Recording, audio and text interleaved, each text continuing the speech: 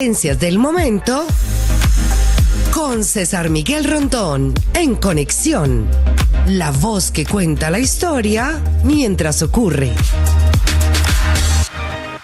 Muy buenos días. Son las 9 en punto de la mañana de este viernes 27 de septiembre del año 2024. Y en este momento, a las 9 de la mañana, usted está sintonizando en Conexión por Éxito 107.1 FM, la emisora del sur de Miami, Territorio Éxitos. Usted también nos puede escuchar en su teléfono celular si descarga la aplicación Actualidad Media Group. Esa aplicación usted la puede descargar gratuitamente en su celular. Y si usted entra en www.exito107.com, además de escucharnos, nos puede ver. Aquí es donde nos saluda Guillermo Usech en Puerto Ordaz. Hermano César, recordemos que no hay camino, se hace camino al andar. Hasta el final ya está más cerca. Amaneció poeta el amigo Usech recordando a Antonio Machado. Carlos Arteaga nos saluda desde Nirgua. Adolfo Donquis en Georgia. Ayer llegó Elena con lluvia suave todo el día, pero ya amanecieron los semáforos volteados, ráfagas de viento, autopistas aglomeradas. Helen ya salió del estado de Florida y de allí los desastres en Georgia y sigue subiendo hasta las Carolinas. Javier Míguez en Barcelona, España. José Agudelo en Cajaseca. Ayer cumplió 50 años el amigo José Agudelo. Bueno, felicidades. Carmen Salas en Bogotá. Hugo Boscán en Játiva, España. Alfredo y Marianela en la bella ciudad de Toronto. José de Villa en Maracaibo con su abrazo estrangulante. También en Maracaibo está María Morales.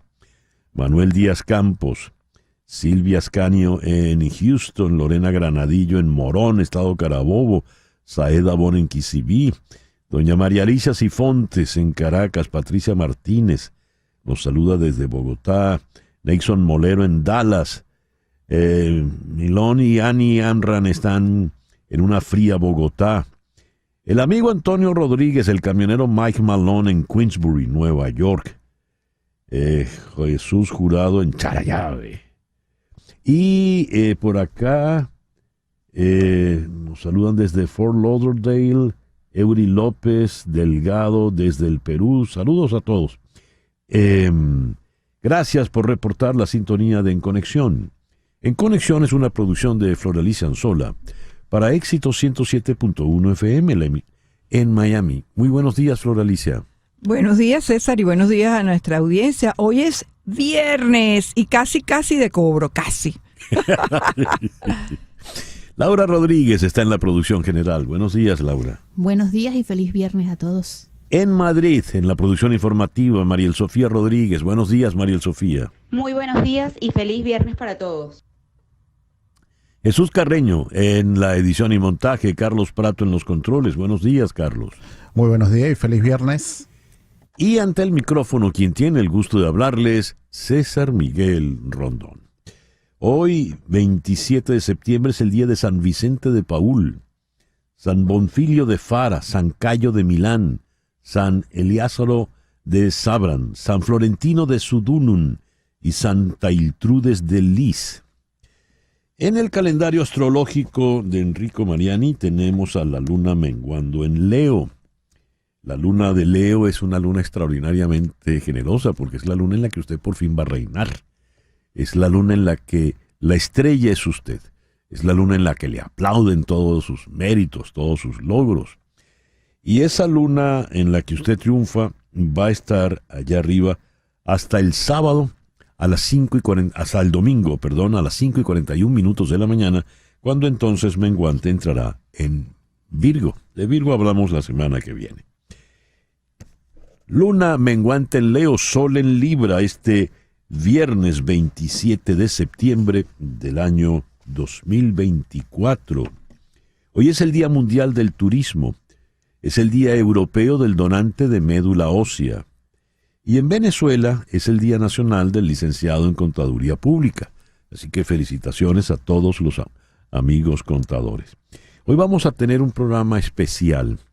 vamos a cambiar la estructura del programa porque vamos a conversar con María Corina Machado.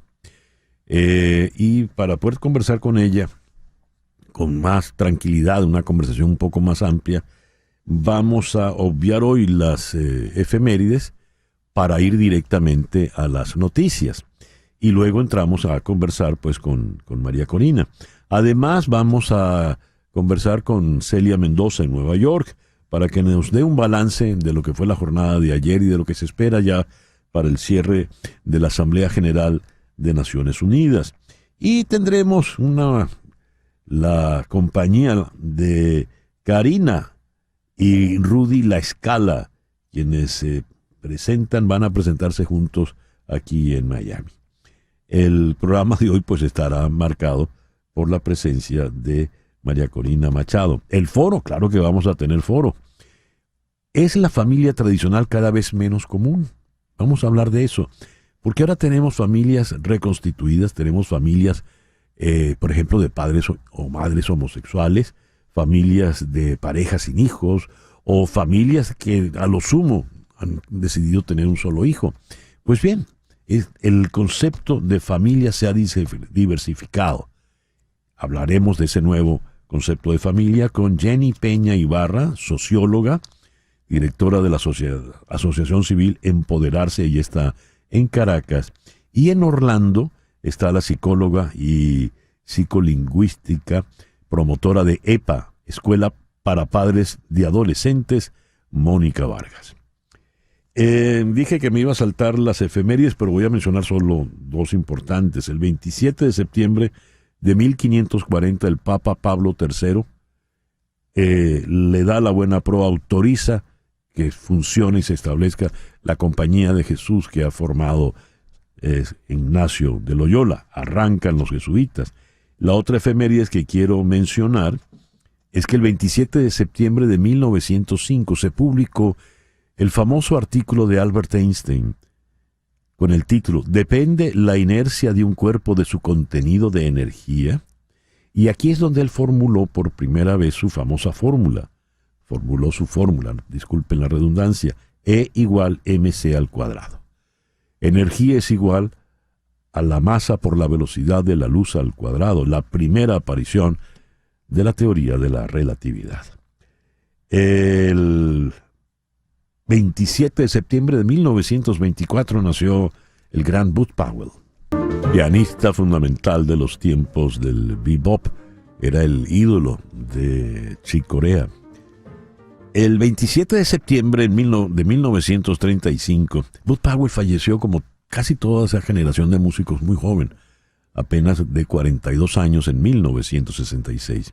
El 27 de septiembre de 1935, en Puerta de Tierra, Puerto Rico, nació Joe Quijano. En los tiempos de bachata por Radio Aeropuerto, de eso hace ya unos cuantos años, ese tema como gustaba. Ese medley que hizo Joe Quijano de Nosotros, La Yuca, Quimbombó. Joe Quijano, un irreverente bolerista, entre comillas, de Puerto Rico. Y siguiendo con grandes músicos boricuas, el 27 de septiembre de 1948 nació el gran Eduardo Eddie Guagua Rivera. Guagua Rivera fue bajista fundamental de muchas orquestas, sobre todo de la orquesta de Harlow. Fue del equipo fundador de esa super banda que fue Batacumbele, un músico muy, muy respetado. Falleció hace pocos años, falleció de 60 años apenas. Bien, a las 9:10 vamos entonces con las noticias más importantes del día de hoy.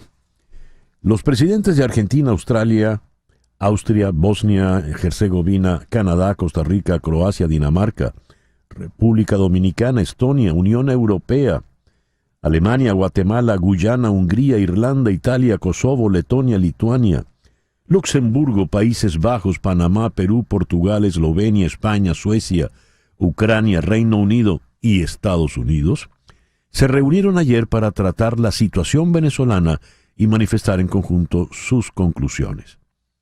Leo entonces.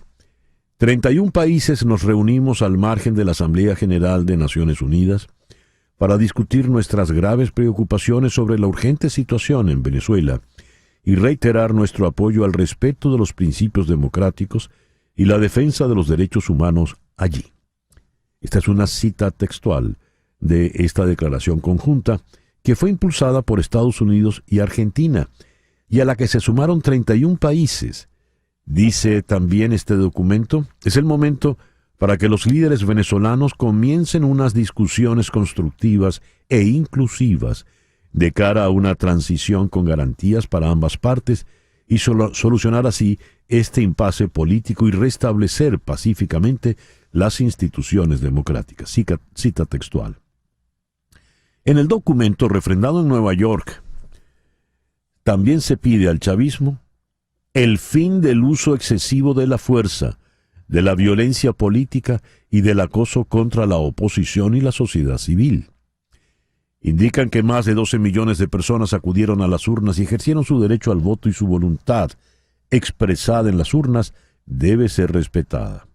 Sin embargo, dice la carta, han transcurrido casi 2 meses desde las elecciones y los reclamos de transparencia electoral, tanto de los venezolanos como de la comunidad internacional, siguen sin recibir respuesta.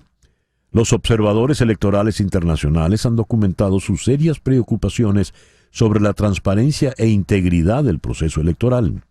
En particular, la negativa de la Comisión Electoral Comisión Electoral Nacional, en realidad ya es el Consejo Nacional Electoral al que se refieren, la negativa del CNE a publicar resultados detallados e independientemente verificables de los centros de votación, como se exige. Seguimos muy preocupados por la generalizada y vigente represión, así como por las violaciones de derechos humanos, abusos y agresiones tras las elecciones. Cita textual.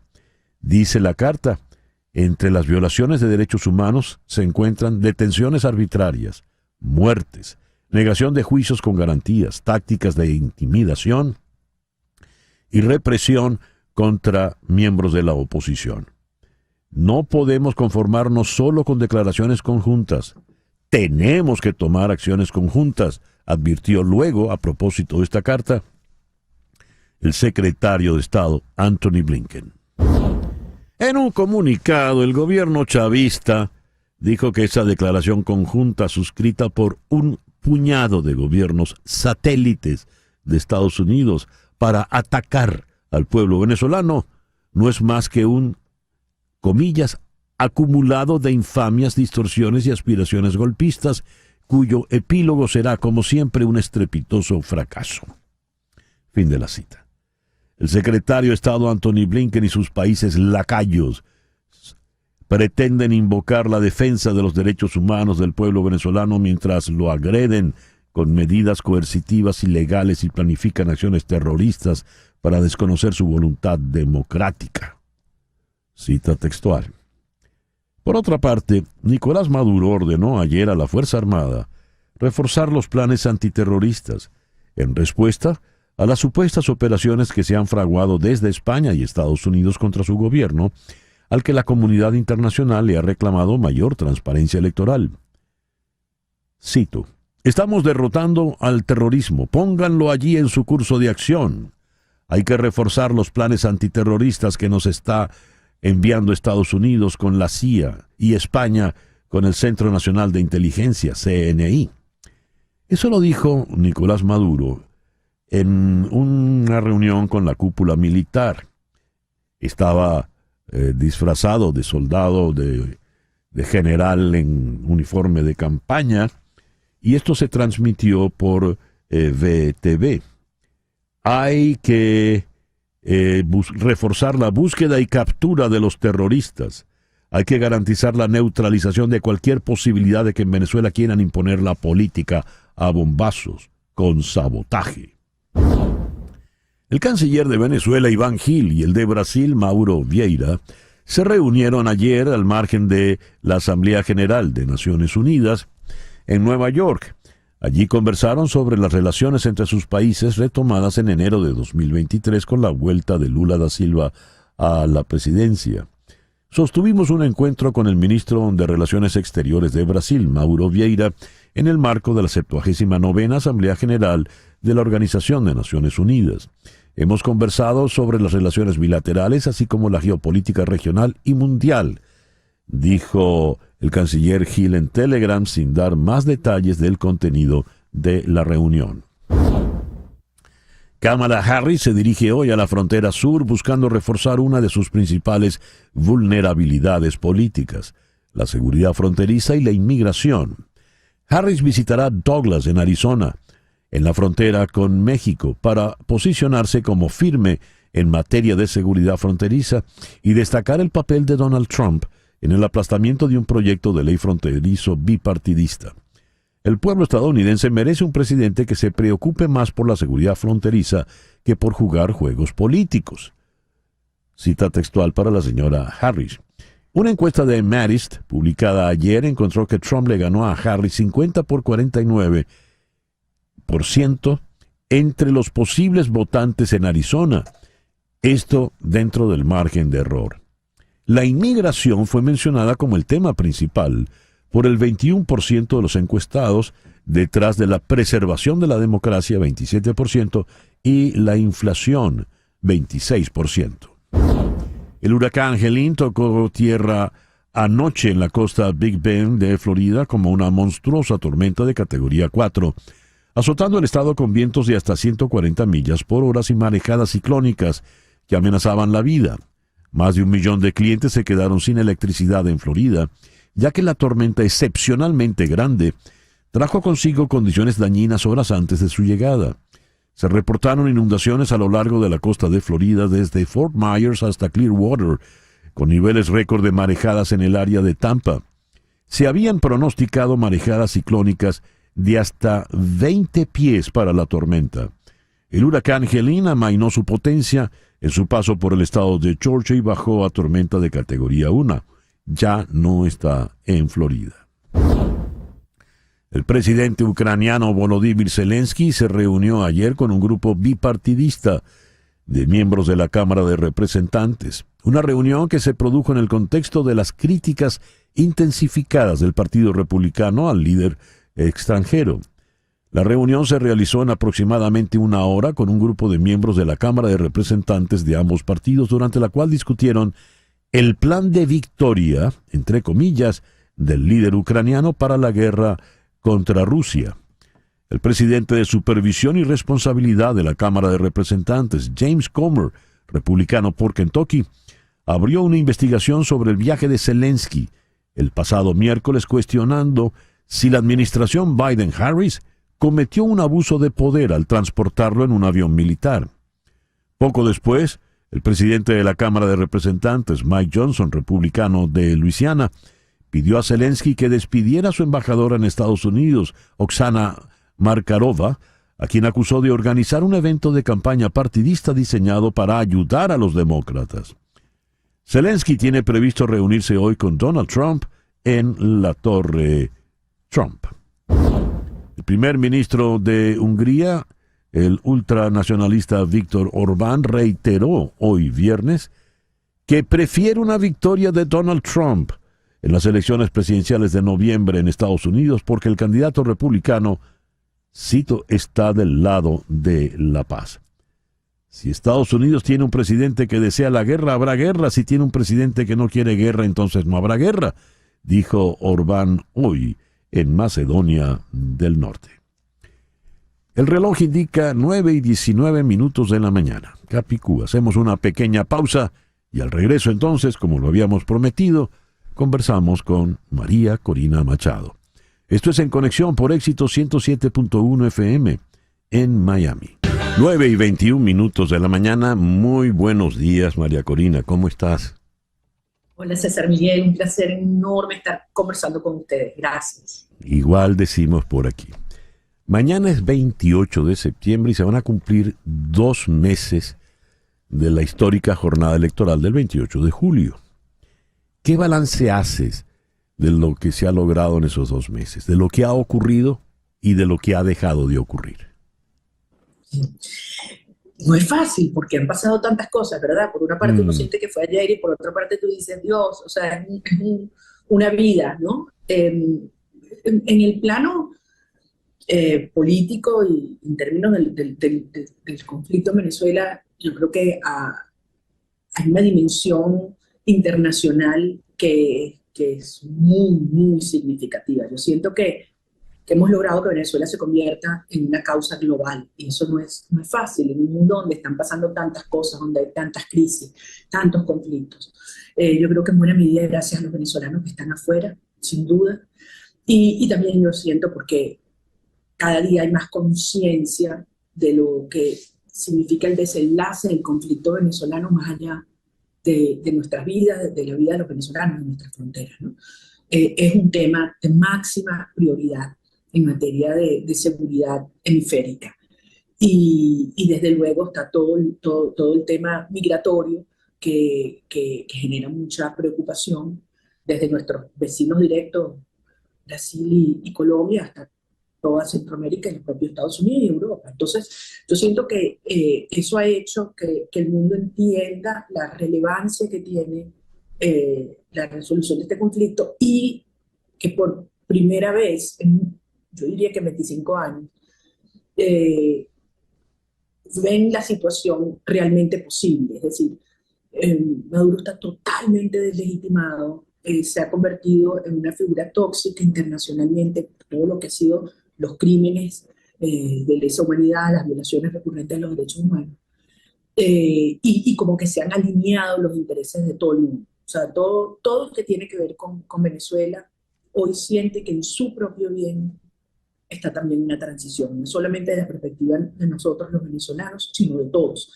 Estoy hablando de los acreedores, los bonistas, las empresas energéticas, las que están adentro, las que podrían venir. Entonces eso, no, tú tienes un mundo entero alineado y 90% de un país unido, es una situación verdaderamente, para mí, insostenible para Maduro. O sea, esto es un tema de cómo llega este proceso a materializarse, la transición, y cómo hacer lo que sea lo antes posible de la manera más ordenada y pacífica.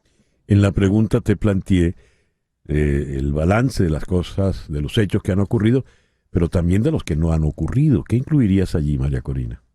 Bueno, desde luego, lo primero es lo que todos queremos, o sea, que hubiéramos pensado óptimamente que el 28 de julio, ese mismo día, Maduro hubiese tenido que reconocer la derrota aplastante que tuvo.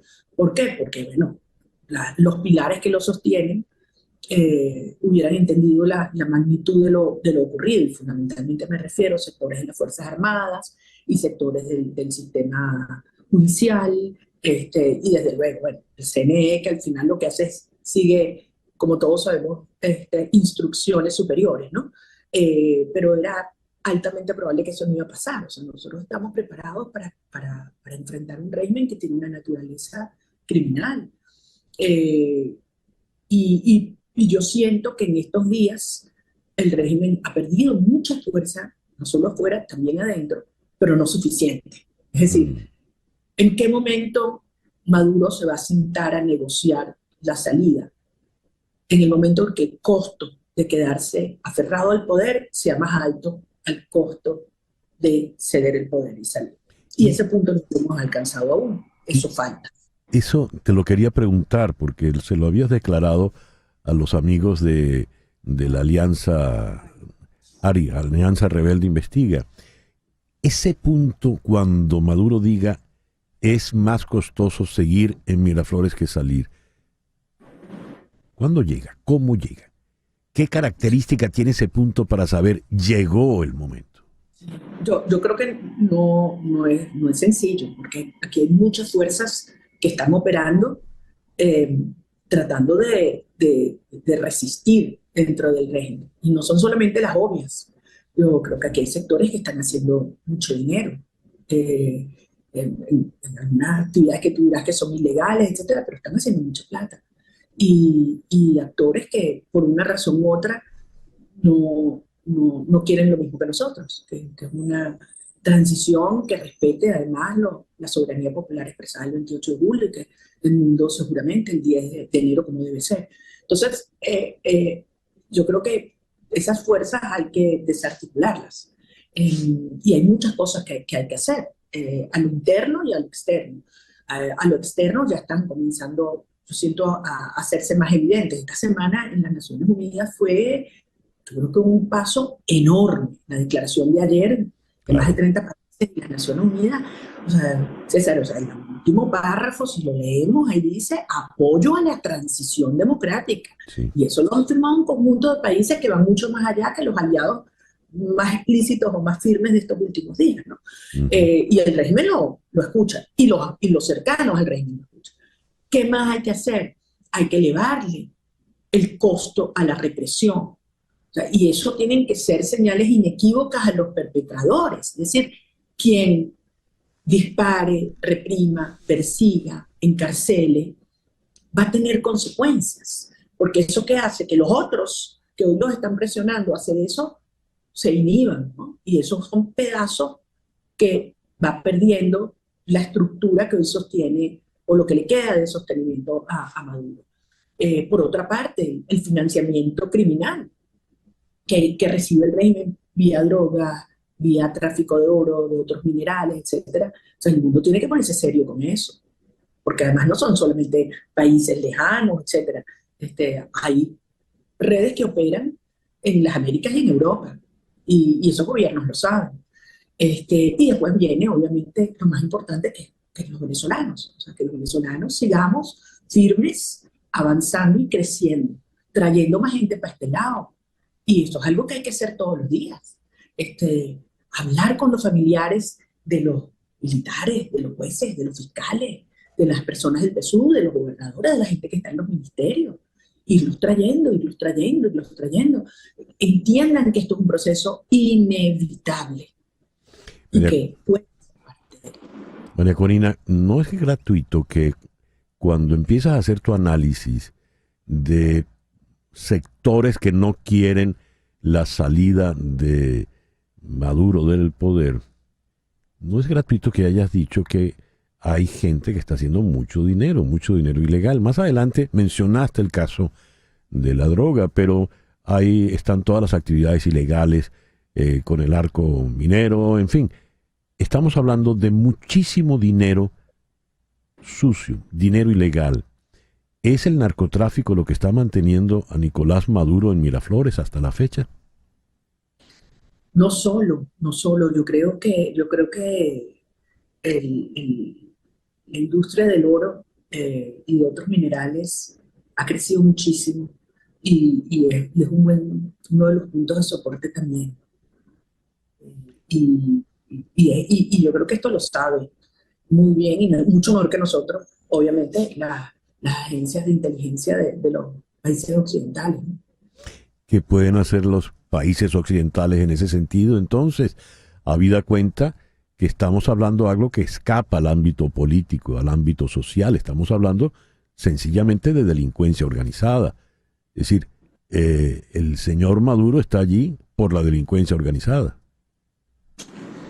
Y por eso mucha gente se pregunta, un punto bien importante, ¿de qué sirven? Por ejemplo, la presentación de los informes. La semana pasada, la misión de verificación de los hechos en Ginebra, con más de 60 países apoyando, presentó el quinto informe, donde además se demuestran los crímenes de lesa humanidad, se les califica como tales, ¿no? Y se les refiere a la Corte Penal Internacional.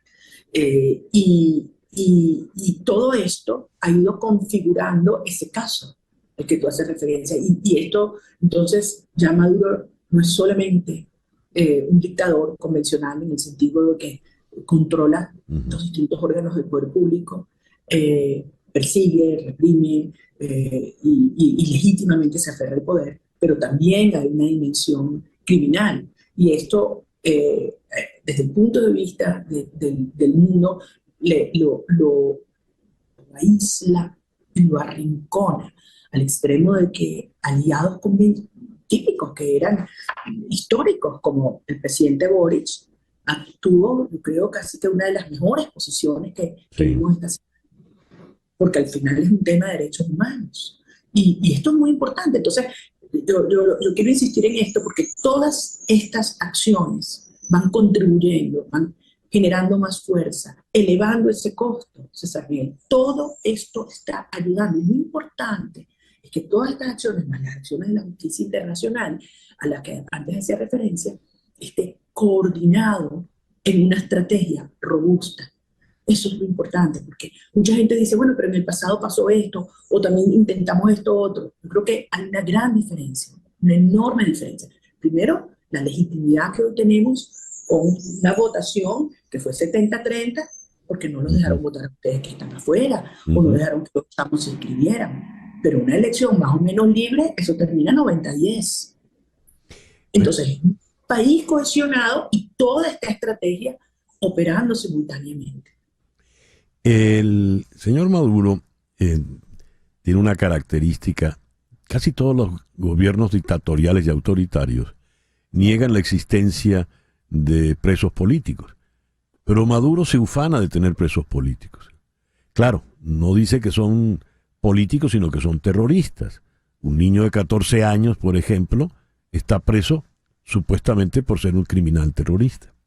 La represión que hemos vivido, que estamos viviendo, no se conocía en tiempos contemporáneos en Venezuela. Y la cosa promete ser peor. Ayer apareció el señor Maduro disfrazado de soldado en campaña, como si fuera a la guerra al monte, ante una cúpula militar, pidiendo nada menos que derrotar al terrorismo. Hay que garantizar la neutralización de cualquier posibilidad de que en Venezuela quieran imponer la política a bombazos, con sabotaje, acusando directamente a Estados Unidos a través de la CIA y a España a través del Centro Nacional de Inteligencia. ¿Qué te dice a ti esto, María Corina? Yo creo que es importante esta pregunta, que todos nos digamos, ¿qué significa esto? ¿Es esto una señal de fuerza o es esto una señal de desesperación? Enfrentar a España de esta manera, en este momento, es una señal de que estos tipos se siguen equivocando. O sea, se han equivocado. Mira, mi conclusión hoy es que han perdido todo contacto con la realidad. Y yo creo que eso es un síntoma de los sistemas autocráticos cuando empiezan a colapsar. Pierden todo contacto con la realidad. Se están equivocando. Y la contraparte de eso, claro, eso es un mensaje sobre todo para los de ellos. Un mensaje para lo que le queda. ¿Qué le queda? O sea, realmente, ¿qué le queda a Maduro? A Maduro le queda un grupúsculo del alto mando militar tremendamente comprometido por sus prácticas previas, y que tiene, obviamente, unas posibilidades de ejercer represión por la vía armada o por la vía judicial. Eso es lo que le queda, obviamente. Y los corruptos y enchufados que al final terminan siendo los que más rápido abandonan después los barcos, ¿no? Y lo sabemos. Pero en todo caso, eso es lo que le queda, es un mensaje para ellos. Y ¿sabes qué? No está permeando, no está asustando. Mira, ¿Por qué lo dices? Sí, fíjate, yo estos días estoy editando todos los días, que ha sido, bueno, obviamente una semana muy, muy ocupada con el tema de UNGA en las Naciones Unidas, y además yo tengo reuniones de trabajo con el mundo todos los días, pero estoy haciendo un gran esfuerzo de reunirme con los equipos en los distintos estados. Y yo estoy encontrando que en las comunidades la gente está reenergizada. Nos dieron muy duro, se cuidó, se replegó, y esto es un nuevo proceso de reactivación en una nueva fase, con una gran conciencia y una gran madurez. Yo siento que la gente nos da tantas lecciones todos los días, tanto que aprendo, porque es decir, mira, la gente conoce su comunidad, la gente sabe quién es quién, saben cómo cuidarse, pero están decididos a seguir. Y cuando Maduro amenaza, cuando reprime, la gente lo que hoy le da es más rabia, más indignación. Y aquí no, la gente no va a aflojar. Ahora es una nueva etapa y hay que hacerlo con mucha inteligencia, ¿no? Porque la gente dice, ay, bueno, en Venezuela no hay, tú sabes, las protestas de siempre, de miles de personas. Ya va, En primer lugar, nosotros no tenemos que demostrarle mayoría a nadie, ya lo sabemos, que le parece poco lo que fue el 28 de julio. Este es un momento que con mucha inteligencia hay que aplicar esa protesta y esa visibilización de lo que somos y esa presión sobre el régimen, pero de manera muy estratégica, donde es más efectivo para nuestros objetivos. Afuera, todo el mundo, los venezolanos, y eso es importantísimo, y de hecho mañana hay esta gran convocatoria en todo el mundo, pero y adentro, a nivel de la base. Eso sí, como lo hemos llamado, como enjambres. Sí, ya vamos a hablar del enjambre, que me resulta muy, muy interesante. Me intriga el concepto de enjambre, en parte porque uno asocia enjambre con avispas. Y una picada de avispas o abejas, y una picada de avispas o de abejas se las trae. Antes de entrar en eso, María Corina, dijiste que hablas todos los días con Edmundo. Hablemos de Edmundo. ¿Cómo está él? ¿Cómo es la relación entre ustedes dos? ¿Qué tanto hablan todos los días? Una excelente relación. Está trabajando durísimo. Tiene invitaciones que recibe todos los días de todas partes del mundo, en lo que está, priorizando la agenda. Creo que lo que está pasando en el mundo, al darse cuenta lo que él representa, ¿no? Él es la representación de la soberanía popular. La forma como fue presionado, coaccionado, no ha hecho sino demostrar lo complejo y lo cruel de este sistema y de hacer política en Venezuela. Es decir, eso resalta más la épica del 28 de julio, es decir, la forma como él ha sido perseguido. Veo una enorme emoción en los venezolanos afuera de poder estar en contacto con él, y creo que él está consciente de la lucha que tenemos por delante para hacer valer y respetar la soberanía popular.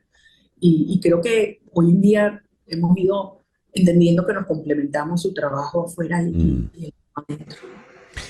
En una conversación que sostuve no hace mucho con Julio Borges, definió el accionar de Jorge Rodríguez como una suerte de psiquiatría malandra.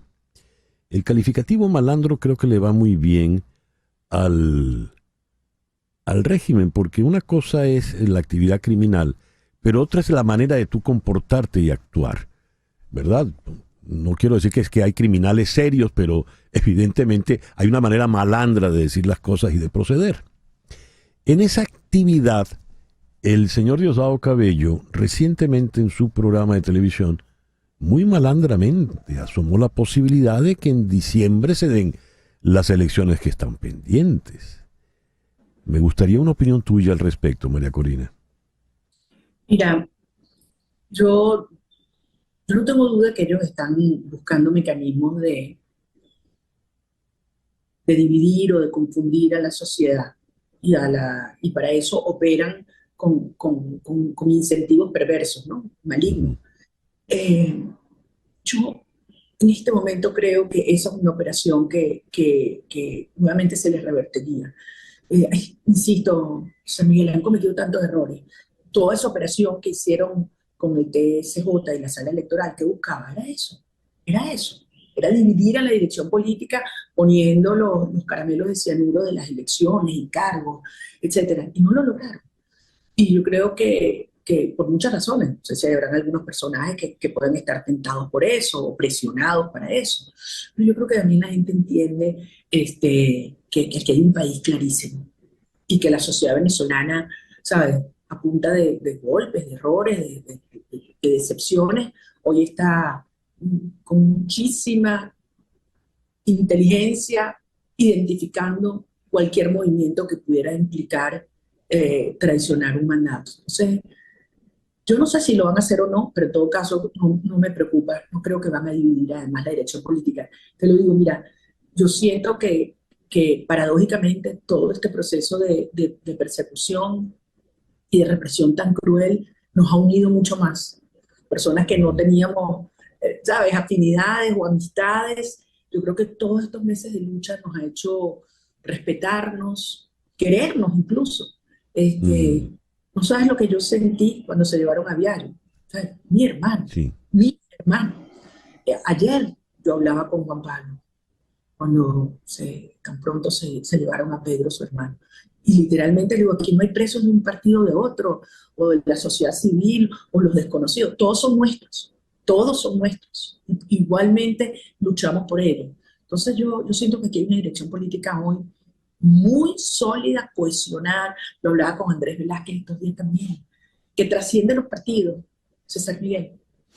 Ahí lo comentaste en una de tus entrevistas recientes, que la dirección política está en clandestinidad, está enfrentada a una dictadura, pues, y no le queda otra que estar en la clandestinidad. Tú estás en una condición muy cuidándote, a resguardo. Igual está Juan Pablo Guanipa. No solo llevaron a él, pero se llevaron a su hermano. Y todos los días va cayendo alguien, todos los días se van llevando a alguien. La esposa de Perkins Rocha todavía no ha podido tener información fehaciente del estado donde está su esposo. Y por la cantidad, mencionaste a Viallo Piglieri, en fin. ¿Y si caes tú, María Corina? Eso es un escenario. Y esta lucha sigue, porque esto nos trasciende a todos. Yo creo que esto es un momento en el cual hay que cuidarse, entender dónde uno es más útil a nuestra causa. Yo creo que yo soy más útil a la causa donde estoy en este momento. Y lo que yo le pido a todos nuestros equipos es cuídense, cuidémonos también unos a otros.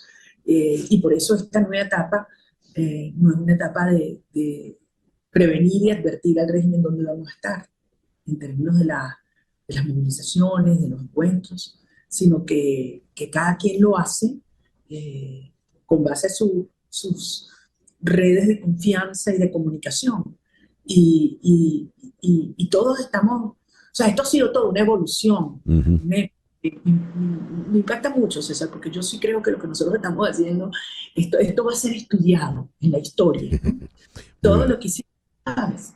¿Cómo fueron los últimos meses? ¿Cómo llevamos? O sea, esto fue como una cosa así que iba como agarrando fuerza y la gente se iba montando, ¿sabes? Y no teníamos plata, pues entonces la gente sacaba su afiche y no había hoteles, no me podía quedar en un hotel, pero lo cerraban y la gente me escondía en su casa y nos cerraban todas las bombas de gasolina en las carreteras y la gente me guardaba las pimpinas escondidas, ¿no? Y ahora estamos, como se formaron los comanditos, como el régimen le tiene terror a los comanditos. Fíjate cómo le han investido contra los comanditos. ¿Tú no viste lo que el comunicado insólito del señor Iván Gil en referencia a esta gran declaración ayer de cierre en las Naciones Unidas de los 30 países de la Unión Europea, que dijo que era un comandito? Yo me sentí muy halagada. Nada más y nada menos, un comandito donde están todas las potencias del mundo, y eso es lo que llaman comandito. Yo creo que eso fue, ¿sabes? Como dicen esas trampas freudianas, sí, que se le salió el terror que le tienen a los comanditos, y con razón. Y con razón. María Corina, debo hacer una pequeña pausa, muy breve. Al regreso, por favor, y quiero pedir que nos expliques la estrategia del enjambre. ¿De acuerdo? Seguro.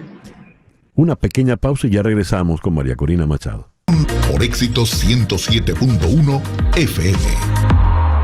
Regresamos con María Corina Machado. María Corina, por favor, te quedo en el aire. No sé, hablas del enjambre y yo dije, eso es una estrategia. ¿Cuál es la estrategia del enjambre? Casi parece título de una novela de Vázquez Montalbán, pero me resulta ingenioso. Es una palabra además bellísima. Uh-huh. Y es una forma es una forma de organización, pero también una forma o una estrategia de actuación. Y lo ves en muchas dinámicas, no solamente en los animales, también en la forma de organización de empresas y en estos últimos tiempos. Quizás el ejemplo más claro, yo también lo decía estos días, es cuando tú ves, por ejemplo, ese estadio full, no me acuerdo qué Olimpiada fue, con todo el mundo que tiene un cartelito y en un momento previamente acordado, todo el mundo saca su cartelito y tienes una figura maravillosa o un mensaje que construyen miles y miles de personas. Entonces, eso refleja lo que es la organización con este tipo de dinámicas. Una organización muy fluida, ágil, adaptativa, aparece, desaparece, funciona con núcleos de confianza y de comunicación en entornos pequeños, pero además con una gran coordinación, es súper descentralizada. ¿Qué ha ido ocurriendo en estos meses? En toda la dinámica de la campaña nosotros fuimos creando estructuras muy independientes entre sí también. Y esa fue la lógica de los comanditos. ¿Tú sabes cómo surgió la primera idea de los comanditos? Yo creo que esto yo lo conté una vez, no sé si tú me habrás escuchado. Veníamos de Táchira, era un domingo en la tarde, veníamos muertos de hambre, nos paramos en uno de esos comideros que hay en la carretera, pasando por Barinas, y cuando yo entro, el mesonero me reconoce, se me viene encima, me abraza y me dice, ¡qué maravilla verte! ¿Cuánto tal? Yo soy tu jefe de campaña en el caserío tal cosa. Y yo, sí, ¿dónde queda eso? No, eso queda 45 minutos aquí, ¿cuánto tal? Tú eres el jefe del comando. Sí, ¿y quién te nombró? Y me dice, no, yo mismo, yo me autonombré. Y yo, ¿cómo? Sí. Y me enseña la foto de su casa y había pintado mi cara. Esto es genial. Esto es. De ahí surgió la idea de los comanditos, César Miguel. Y nuestro objetivo era tener 20, 30.000 comanditos, que llegamos a tener 69.500 y pico. Todo el país organizado. Por eso el régimen se aterró y la agarró contra ellos y los acusaron de todo. De si llovía, si no llovía, si se iba la luz, si no había gasolina, todo era culpa de los comanditos, están obsesionados. ¿Por qué? Porque la estructura comunitaria del chavismo colapsó, se acabó, la vaciaron, la convirtieron en una estructura de persecución, de chantaje, de sapeo, que no es lo que el país quiere. Entonces, estas fueron estructuras comunitarias de mucha confianza, de las señoras de la cuadra, de los chamos que juegan pelota juntos, de los panas que se van a tomar una cerveza, de los amigos del colegio, del chat de la universidad, qué sé yo. Se fueron creando todos estos grupos y hoy están allí. Y esto es lo que nos permite, en un momento como este, no convocas una concentración, una de 50.000 personas. Tú puedes tener 1.000 reuniones de 50 cada una.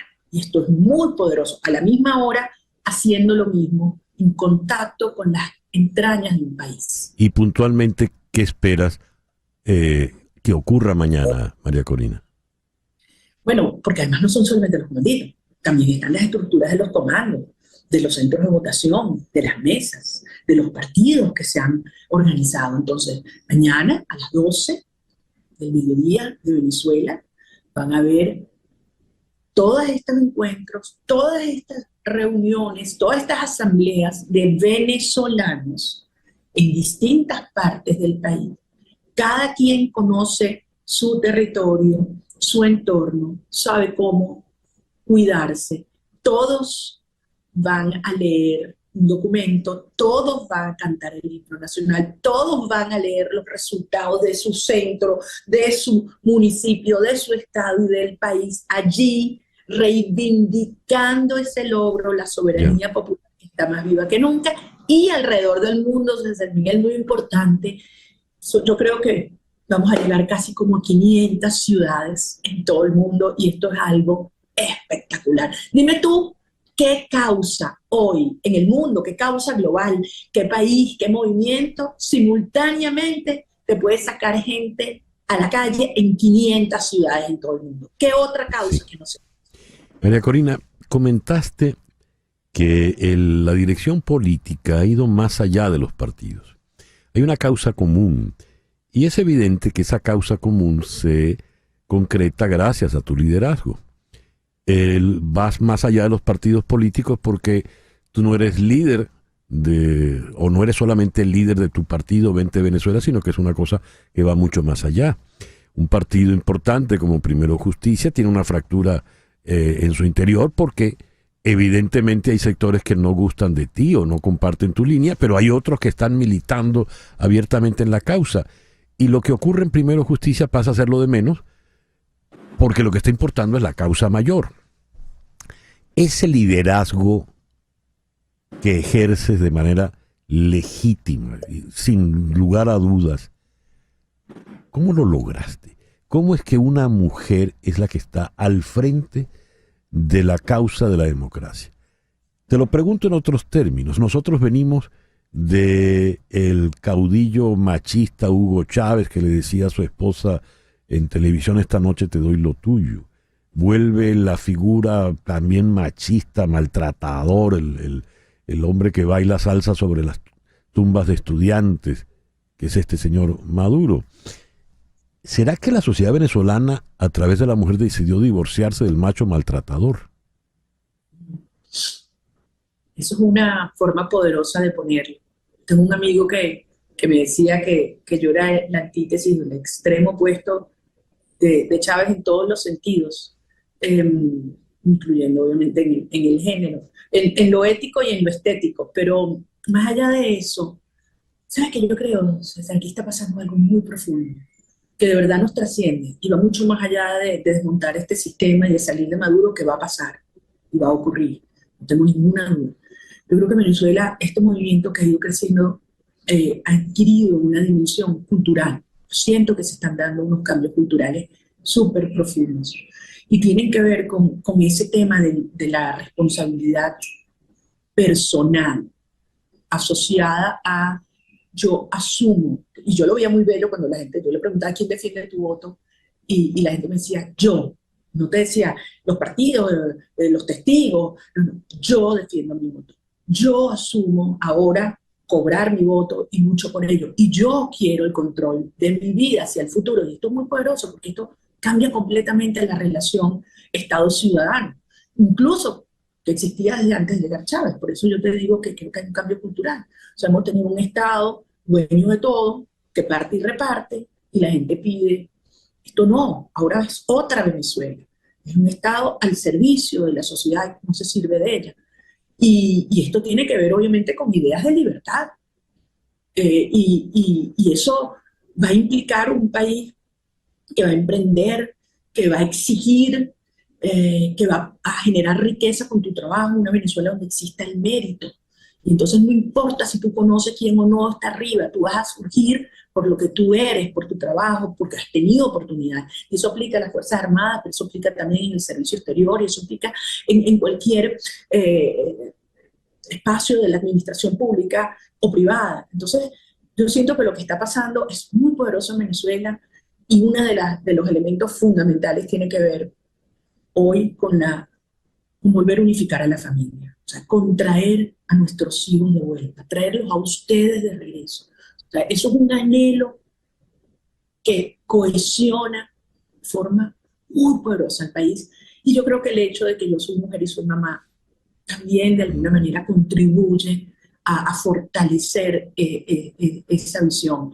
Pero indiscutiblemente esto es algo que nos trasciende a nosotros. Y por eso yo me siento tan agradecida y afortunada con la vida y con Dios de poder estar en este momento, en este lugar. Y quizás hay gente que dirá que somos masoquistas, pero porque no es fácil. Lo que estamos viviendo es muy duro, en muchos sentidos. Pero estos son las causas y los momentos por los cuales vale la pena vivir la vida. Y yo me siento muy orgullosa de ser venezolana y de estas generaciones. Y nosotros de ti. Estamos muy orgullosos de ti. María Corina, muchas gracias por tu generosidad esta mañana. Nos vemos todos mañana 28. Seguro. Gracias, María Corina. Gracias. En fin, 9:57 de la mañana. El editorial con César Miguel Rondón. Cuando usted viste una ropa que no le pertenece, usted está disfrazado, ¿verdad? Por eso alguien en un carnaval se pone la ropa del zorro y está disfrazado de zorro, o de Batman, o de Superman. Alguien se puede disfrazar de cura si se pone una sotana.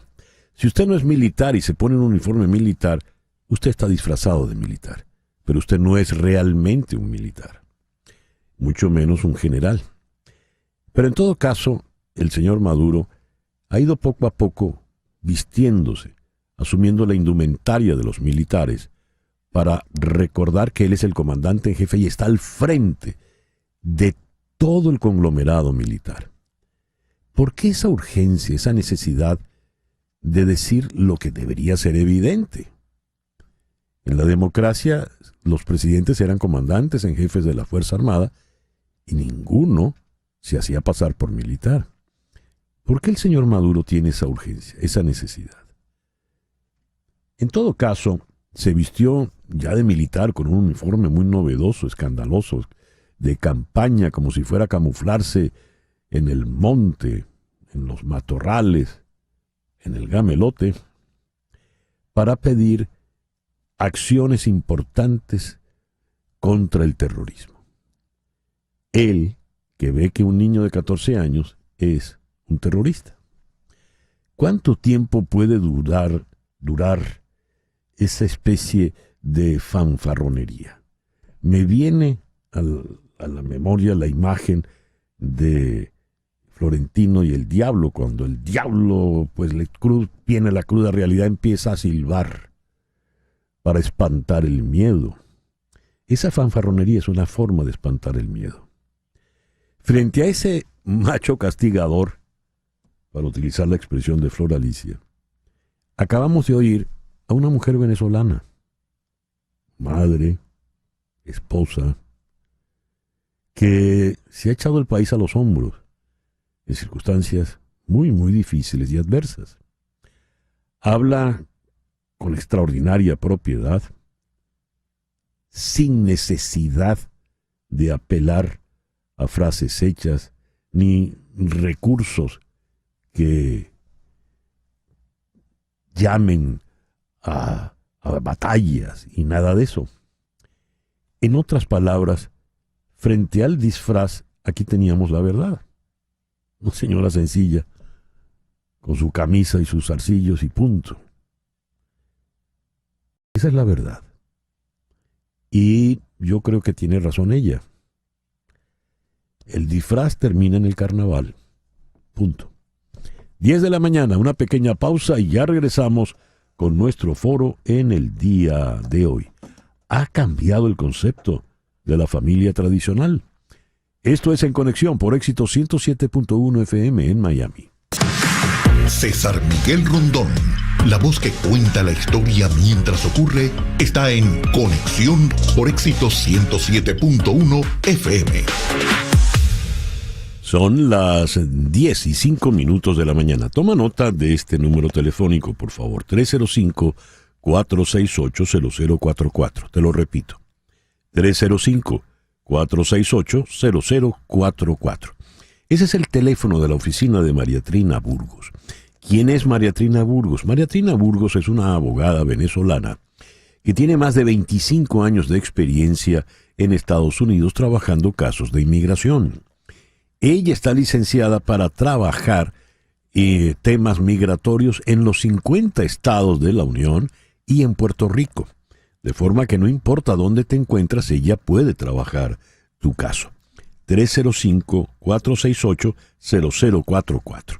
Y si estás en Venezuela y quieres hablar con ella, pues en Caracas marca el 771-3040.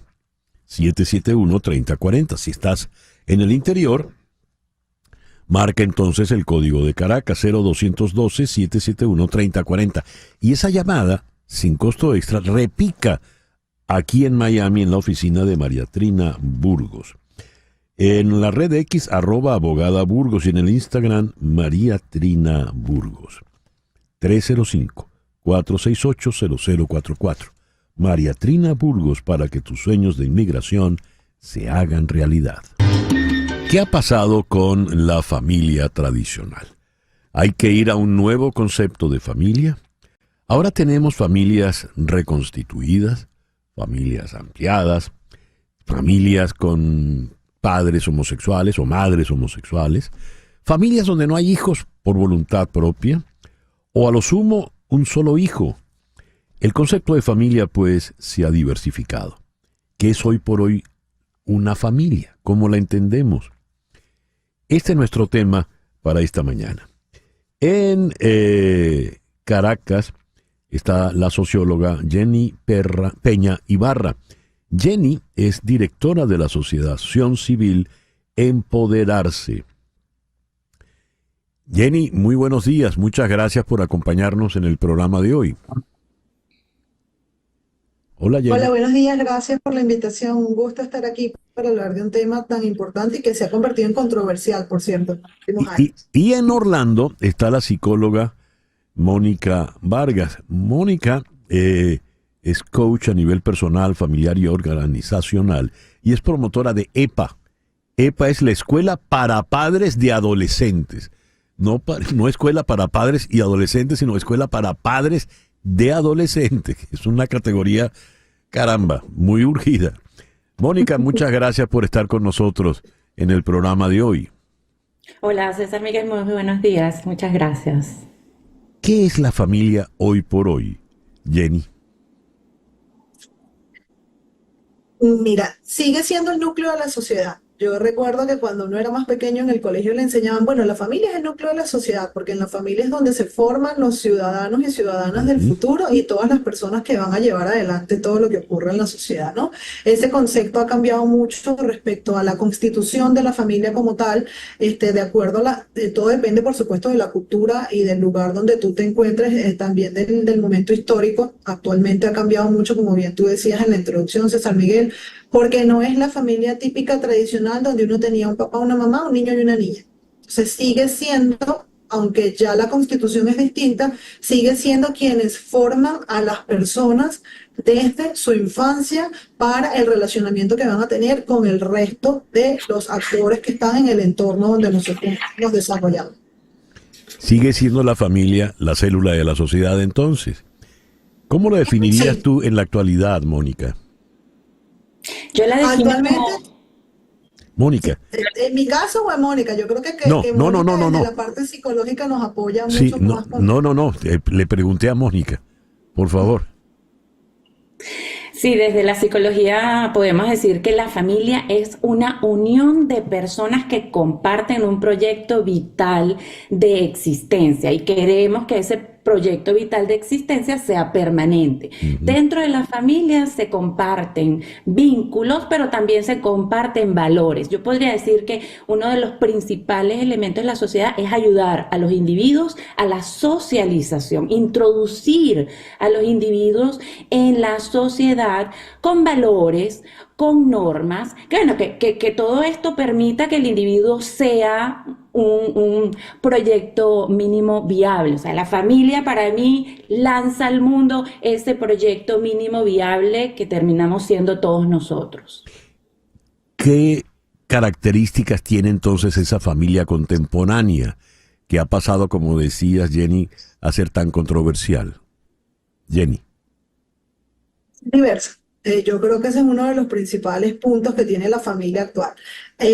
Anteriormente se esperaba que todos los miembros de la familia tuviesen como los mismos patrones de conducta, como las mismas creencias y valores. Si bien es la base, como bien dice Mónica, que nos da nuestros valores y nuestros principios para poder salir afuera a la parte social, pues ahorita es muy distinto a todo lo que puede pensar cada uno de los miembros de la familia. O sea, puede haber personas que tengan religiones incluso distintas dentro de la misma familia. Antes muchas de las cosas que tenían en común las familias era precisamente el tema religioso. Todos pertenecían a un tipo de religión, a un tipo de identidad, además relacionado incluso con su cultura, con todo lo que tiene que ver con su proveniencia, con su etnia, etcétera. Ahorita es muy amplio. Ahorita cada una de las personas puede ser como ellos son y creer en lo que ellos quieren creer, y la idea dentro de ese proceso es que se respete y que cuando eso se lleve afuera no se haga daño con nuestras acciones de acuerdo a nuestras creencias familiares a otras personas que opinen o que tengan unas familias distintas a las que nosotros tenemos. ¿Y por qué es controversial el nuevo concepto de familia, Jenny?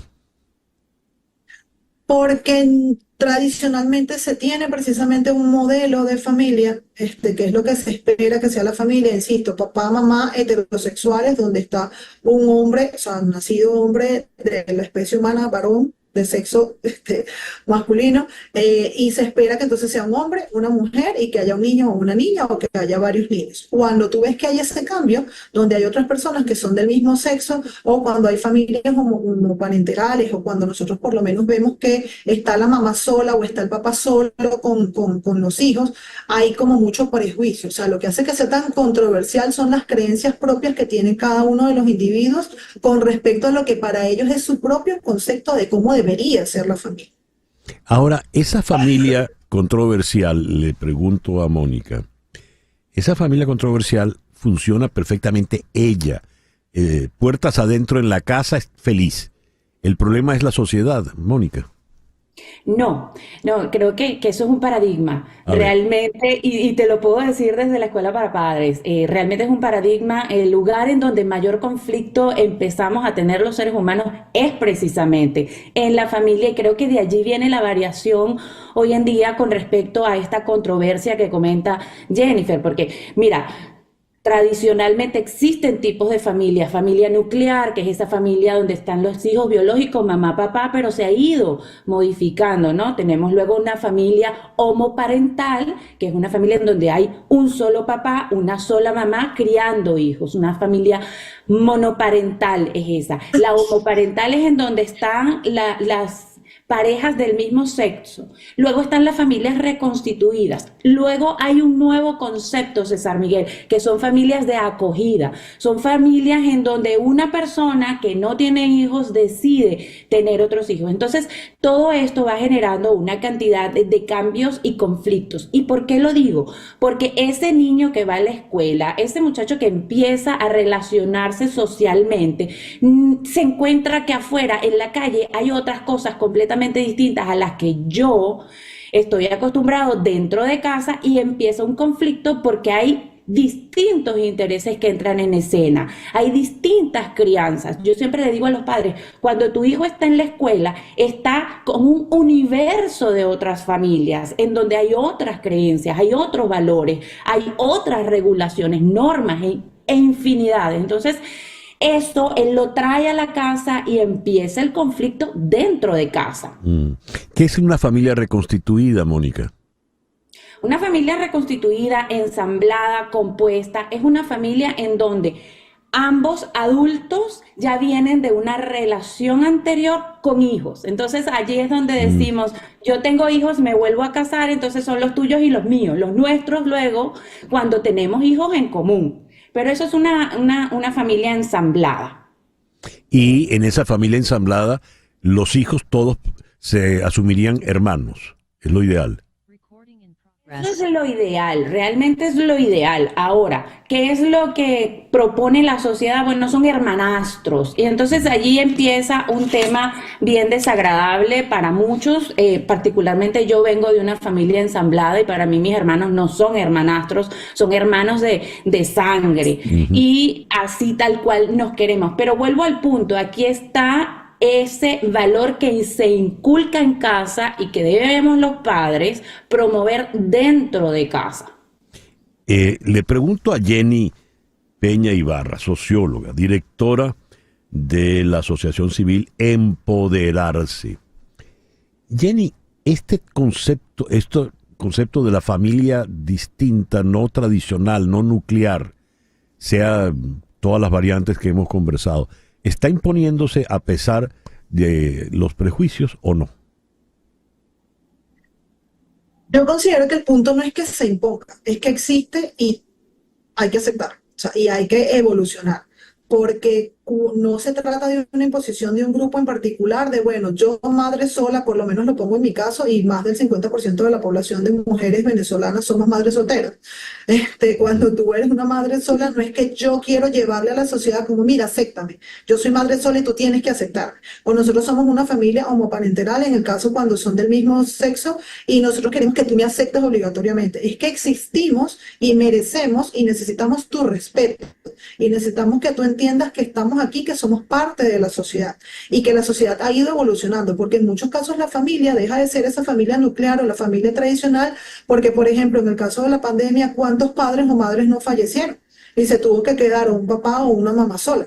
Entonces esas son cosas que van presentándose y que es necesario que sociedad en general, que todos los grupos en general entendamos que igual son seres humanos, que son personas que comparten valores y principios como nosotros, que tienen derechos, que tienen sueños, que tienen la posibilidad de salir adelante y de contribuir a la sociedad desde lo que ellos tienen como modelo de familia, y que una vez que nosotros aprendemos a entender por qué son distintos, podemos integrarnos todos e incluso complementarnos, porque nos pueden enseñar buenas prácticas para la convivencia familiar o para el interrelacionamiento social con otros grupos que quizás nosotros no conocemos y no habíamos tomado en cuenta en algún momento. Entonces no se trata de que se esté imponiendo, sino que es algo que está allí, que se está integrando, y que todos deberíamos entender que hay que aceptarlo, y que hay que además tener en cuenta que no todos podemos ser iguales. Cada persona es diferente y cada familia también termina siendo.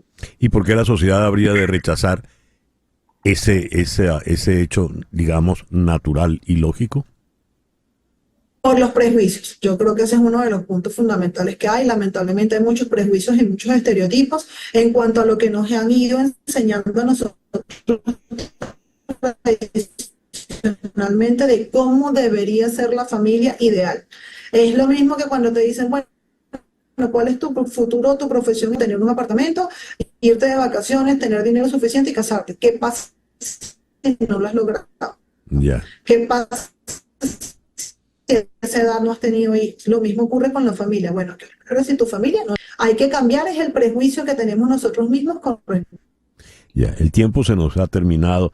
Te dejo entonces, Mónica, la palabra para llegar para que nos des algún tipo de conclusión, por favor.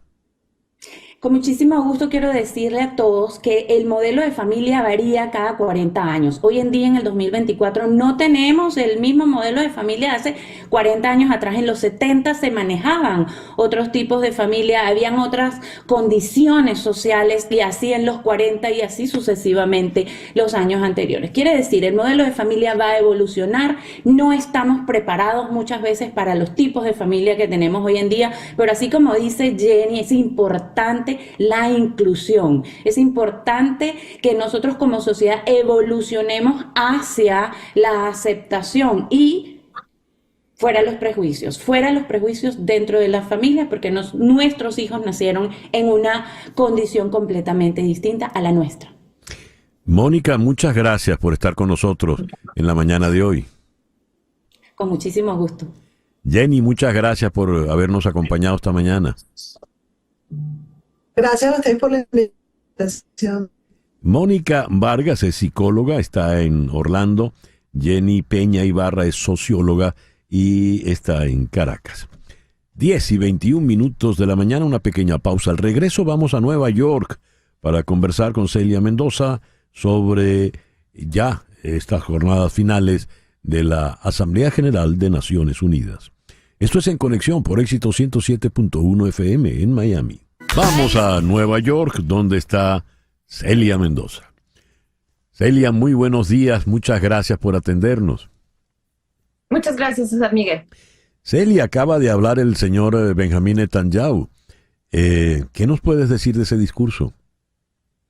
Bueno, realmente pudimos escuchar un discurso tradicional con el uso de elementos visuales para tratar de acercarse a la audiencia, pero también al mismo tiempo se enfocó en esta fuerte amenaza a Irán. Y esto va en contra de lo que hemos escuchado por parte de la Casa Blanca y otros aliados internacionales acerca de la reducción de tensiones, indicando desde luego que él estaba planeando no venir, que está en medio de una guerra, pero al mismo tiempo reiterando lo que él asegura son las razones y la base del porqué de lo que ha venido sucediendo en casi un año desde el ataque del 7 de octubre, y desde luego él justifica completamente las acciones de Israel. Nuevamente entra a asegurar que jamás tiene que ser destruido, y si recordamos, ese es el objetivo principal de lo que inicialmente planteó. Algo que también hay que enfatizar es la diplomacia y también este grupo de países que salieron de la sala de la Asamblea General. Siguiendo esta semana, usualmente la Cámara de Naciones Unidas, que es la que maneja la señal desde esa Asamblea General, no muestra mucho a los miembros del público o al palco de aquellos invitados que están allí, pero podemos observar que había un gran número de personas aplaudiendo, y esto obviamente reflejaba a los invitados de Israel. pero en la sala misma, los países que estaban allí, podemos ver muchas sillas vacías donde los diplomáticos salieron de la sala. Ese es un tema importantísimo, porque tienes razón, Celia, Naciones Unidas como organismo cuida pues de ser ecuánime, equitativa, y entonces prefieren quedarse con la cámara en el orador. Pero, por ejemplo, el canciller de Venezuela, Iván Gil, tengo entendido que habló ante la sala vacía prácticamente. Y Biden habló ante la sala completamente llena, por el contrario. De esos discursos, ya que estamos acercándonos hacia el cierre, ¿cuáles han sido los realmente trascendentales a tu entender, Celia? Creo que es particular. Estamos en un momento muy crucial y desde luego que el de los líderes de aquellas naciones donde hay un conflicto. Creo que Mahmoud Abbas fue importante escucharlo y contrarresta lo que está sucediendo desde luego con Israel. El discurso de Irán durante la primera jornada, el de Biden también, no solamente porque es el último, porque está permitiendo obviamente darle una libertad que no tendría en otros años. Pero creo que este llamado que hizo a los líderes mundiales y decir básicamente que no se aferren al poder y que es más importante el pueblo, creo que caló dentro de esta sala, porque hizo anuncios donde no pudimos escuchar un gran número de aplausos, inclusive hablando acerca de vacunas, acerca de apoyo internacional. Pero cuando habló acerca de ese tema, que inclusive relacionó a Venezuela y al pueblo venezolano, sí, creo que fue clave. Zelensky, desde luego, su discurso se esperaba, fue más corto de lo que usualmente es, pero creo que fue algo importante. Definitivamente el de Milei va a ser uno para recordar debido a su reto que le hace a Naciones Unidas, a que rompe con ellos en este primer discurso. El de Panamá creo que también fue importante porque entre todos los discursos es el que realmente entró a tocar el tema de Venezuela de una manera muy concreta y muestra la posición de este nuevo presidente en su primera parada. El equipo de transición de Haití no solamente fue memorable, César Miguel, por lo que dijo, sino inclusive por lo que hizo. Y esto muestra los momentos que a veces se dan donde agarró una jarra del agua y casi se la echa encima para tomar agua, debido a que en este momento... y suena curioso, pero él explicaba eventualmente qué sucedió, pero son momentos que marcan porque llaman la atención y esto le permitió también dar plataforma a sus comentarios de Springfield, Ohio, donde habló específicamente acerca de este tipo de acusaciones contra la población haitiana que está en medio de una crisis tremenda con violencia y pandillas, pero donde él resalta que los estadounidenses no son personas que usualmente atacan a los migrantes con acusaciones debido a una campaña política. Y creo que eso, en medio de todo, para un país como Haití, con un presidente transitorio de un grupo que está manejando eso, fue algo interesante que se manejara y que se dijera. ¿Y qué viene ahora? ¿Qué más falta por escuchar? ¿Qué más puede ocurrir? Los discursos van hasta el lunes, sin embargo, la mayoría de los altos dignatarios ya han hablado. China y Rusia no mandan a sus miembros de alto nivel en la mayoría de los casos, pero aquí están el señor Lavrov representando a China y el canciller, representando a Rusia de China. Es curioso porque ellos siempre piden hablar al final de la semana y dedican toda la semana para hacer sus reuniones bilaterales. Lo hicieron con el canciller de Venezuela, Iván Gil, lo hicieron con los representantes de los otros países no alineados y desde luego con otros aliados en el hemisferio. Así que estos dos discursos van a ser interesantes definitivamente en este fin de semana antes de que se acabe la sesión y estaremos pendientes de las reuniones que se mantendrán en el Consejo de Seguridad para tocar el tema del Líbano. Y esto es algo que inició el día miércoles con una sesión especial pedida por Francia que se extendió hasta el jueves y que posiblemente terminaría durante esta jornada.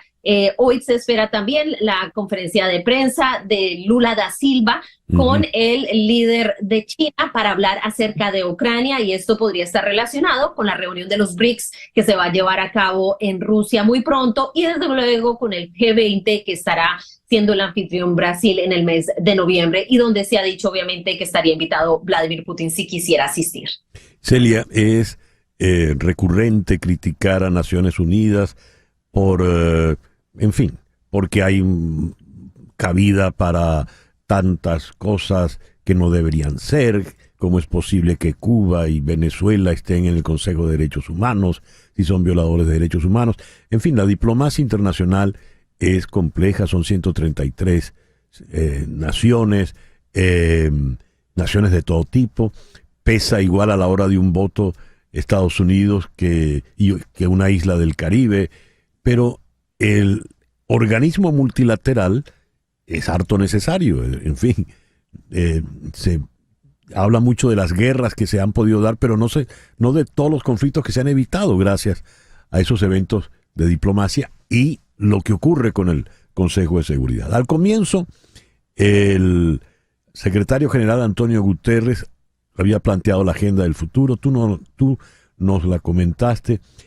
¿Qué porvenir va a tener, por ejemplo, Naciones Unidas?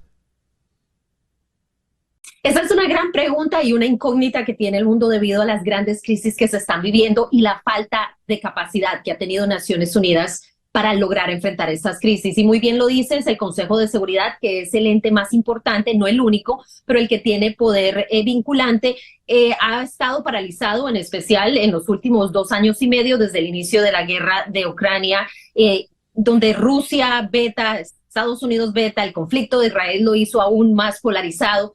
Pero ahorita tenemos 3 grandes conflictos que están manejando el mundo y esto es parte de lo que el secretario reconoce, como tú bien lo dices. Estamos hablando de Ucrania, Medio Oriente y desde luego Sudán, pero a esto se le suman los retos que son el cambio climático, el desarrollo, la pobreza.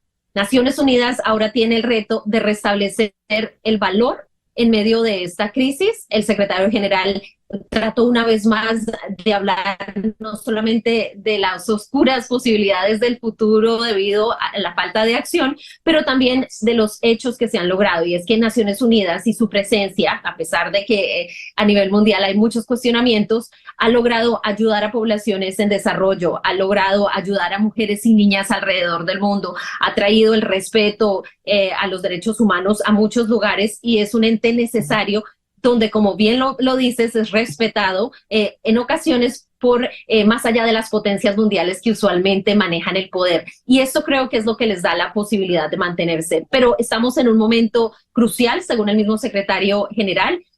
Fue creado después de la Segunda Guerra Mundial para mantener la paz y la seguridad. Y estamos en una época en la que las crisis mundiales y los abusos se siguen manteniendo y esto podría ser una prueba de fuego para este organismo y como bien lo dijo el mismo presidente Joe Biden, las decisiones que se tomen ahora marcarán el futuro y es por eso que creo que el secretario se enfocó en este pacto del futuro, en el cambio de las tecnologías y en lo que será la amenaza creciente que son la desinformación, la mala información y desde luego el uso de la tecnología para crear narrativas. Así que queda una pregunta difícil para ellos de qué van a hacer y cómo lo van a manejar. Ya lo creo. Celia, muchísimas gracias por atendernos en la mañana de hoy. Gracias a ti, César Miguel. Celia Mendoza, desde la ciudad de Nueva York. 10:35.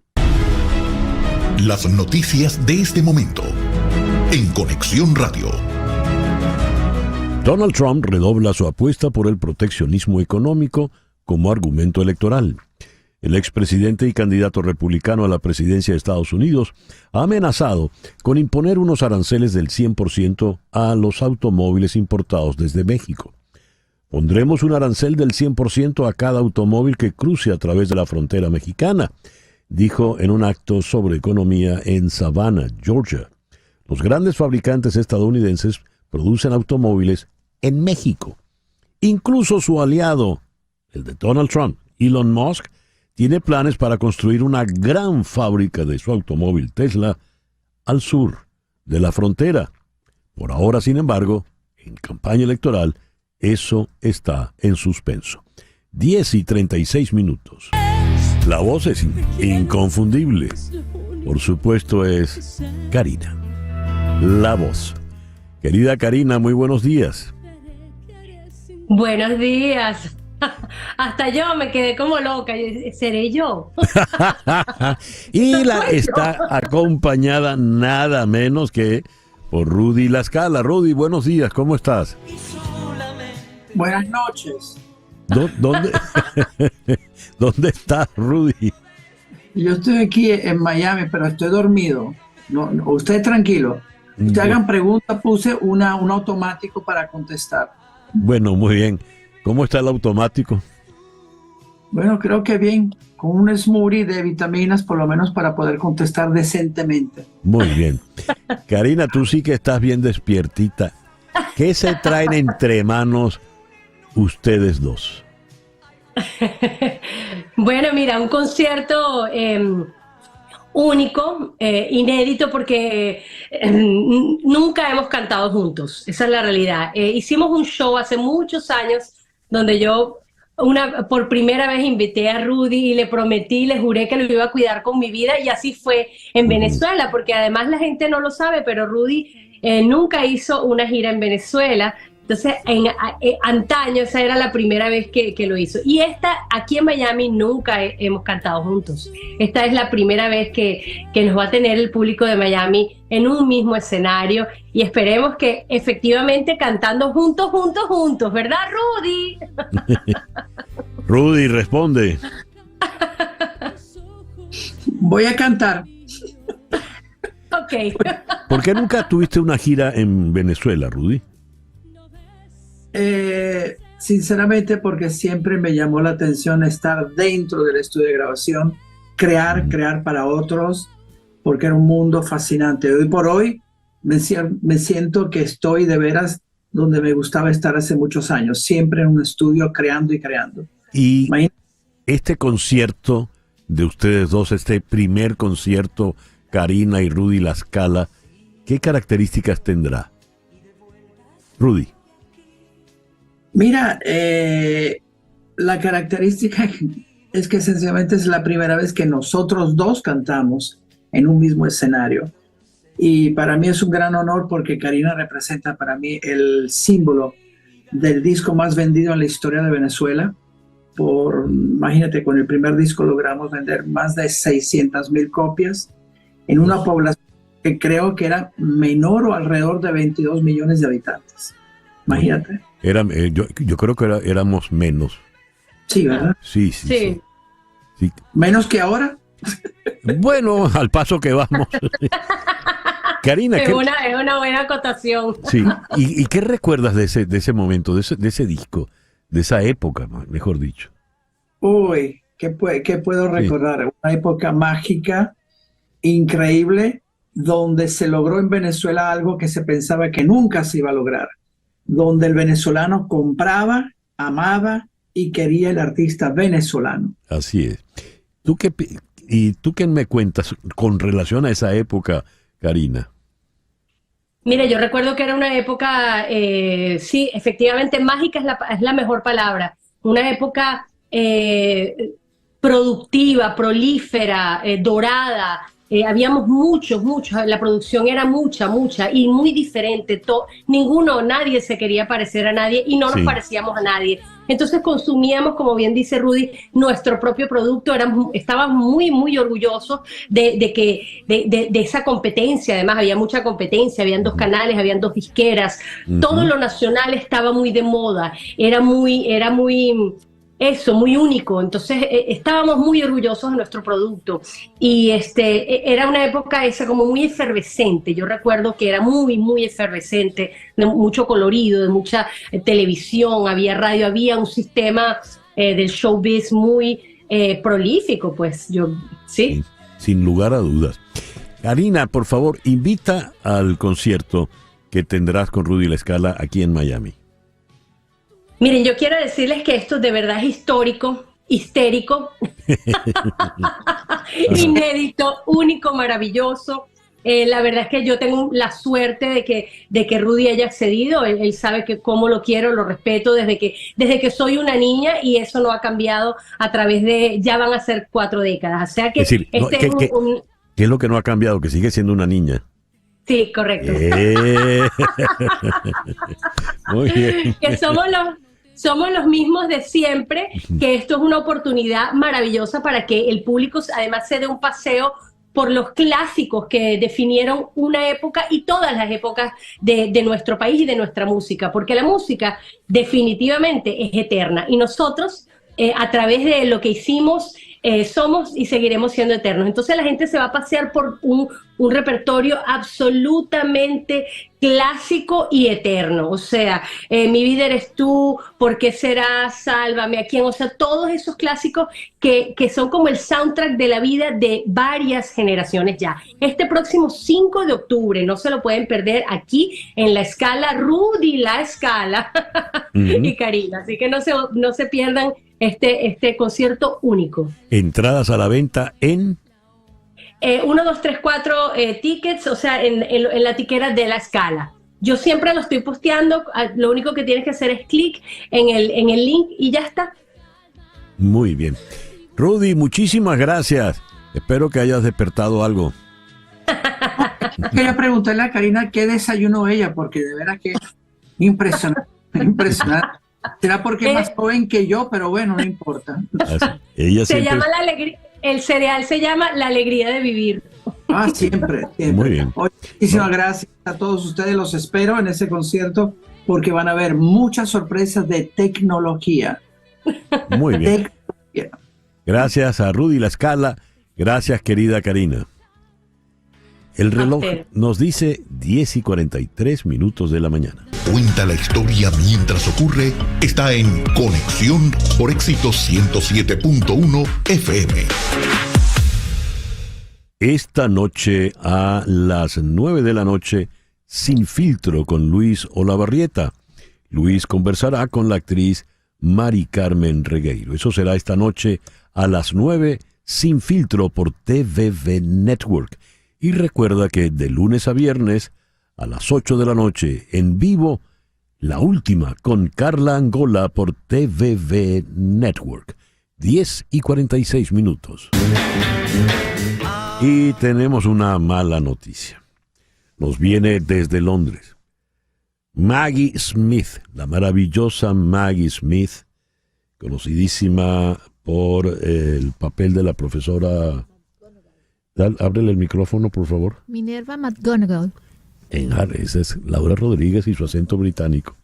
En las películas de Harry Potter, la tía, la abuelita, esa impertinente, sarcástica de Downton Abbey, ha fallecido en el día de hoy a los 89 años. Minerva McGonagall, con ella hay cualquier cantidad de películas exquisitas. Recuerdo incluso California Suite, según la obra homónima de Neil Simon. En un comunicado, los hijos de Maggie Smith, Toby Stephens y Chris Larkin, precisaron que su madre falleció pacíficamente en el hospital en la mañana de hoy viernes. Con gran tristeza tenemos que anunciar la muerte de la dama Maggie Smith porque ella tenía el título de Dame. Se lo había dado la reina Isabel en 1990. Falleció pacíficamente en el hospital a primera hora de la mañana. Era una persona muy reservada y sus amigos y familiares la acompañaron en el final. Deja 2 hijos, 5 nietos cariñosos que están destrozados por la pérdida de la extraordinaria madre y abuela, dice la nota obituaria. Leyenda del cine y el teatro. Ganó 2 Oscars en su carrera. Primero por The Prime of Miss Jean Brodie en 1970 y luego por California Suite, la película que les comenté, en 1979. Maggie Smith comenzó en 1952, de manera pues que tuvo una larga vida como actriz. Hablando de actrices, tengo esta nota que nos remite a Meryl Streep. Meryl Streep en estas semanas estuvo en Nueva York y en el marco de la Asamblea General de Naciones Unidas, al margen del protocolo y del programa, presentó una muy emotiva y fuerte defensa de la mujer afgana. Una gata tiene más libertad en Afganistán que una mujer. Puede sentarse en la entrada de su casa y sentir el sol en la cara, o perseguir a una ardilla en un parque. Esa ardilla también tiene más derechos que una niña en Afganistán hoy en día, porque los talibanes han cerrado los parques públicos a mujeres y niñas. Un pájaro puede cantar en Kabul, pero una niña no. Esa es la cita textual de las palabras de Meryl Streep. Pues bien, leo hoy que esta nota publicada en El País de Madrid. La actriz Meryl Streep resumió el martes en un acto paralelo a la Asamblea General de la ONU en Nueva York la persecución, la privación de derechos, la jaula, el término utilizado por las mujeres afganas, en la que están recluidas las mujeres bajo el régimen talibán allí en Afganistán. Streep resumía un clamor al que la comunidad internacional ha hecho hasta ahora oídos sordos en los más de 3 años transcurridos desde el retorno al poder en Afganistán de los talibanes en agosto del 2021. Los ministros de Exteriores de Canadá, Australia, Alemania y Países Bajos anunciaron en ese mismo foro de Naciones Unidas que la situación de las mujeres afganas no mejora en 6 meses, iniciarán un caso en el Tribunal Internacional de Justicia en La Haya contra los talibanes por discriminación de género.